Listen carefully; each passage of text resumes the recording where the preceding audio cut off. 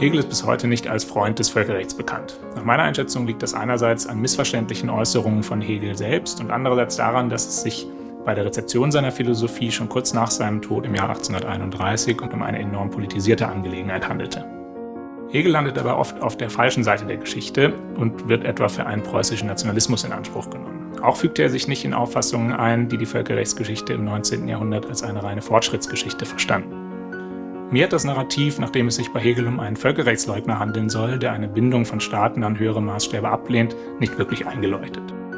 Wenn man in den Text der Grundlinien der Philosophie des Rechts, also Hegels Hauptwerk in Fragen der praktischen Philosophie, hineinschaut, dann ist dem Völkerrecht dort sogar ein eigener Abschnitt gewidmet.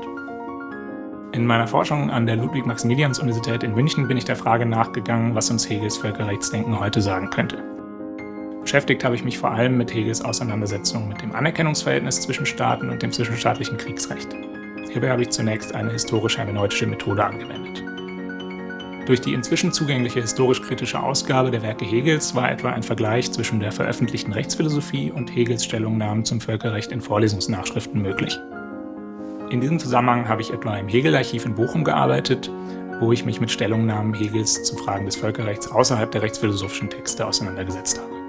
Hegel äußerte sich in Vorlesungen zum Westfälischen Frieden und zu Fragen der Kriegsführung in der Antike. Letztlich ist Philosophiegeschichte aber immer mehr als reine Historie. Hegel nimmt in den Grundlinien der Philosophie des Rechts Klarstellung zugunsten einer Welt, in der Staaten freiheitlich verfasste Staaten sind und sich auch in ihrem Verhältnis zueinander als solche verhalten. Auch das moderne Völkerrecht ist auf die hier entwickelten Begriffe und Positionen angewiesen.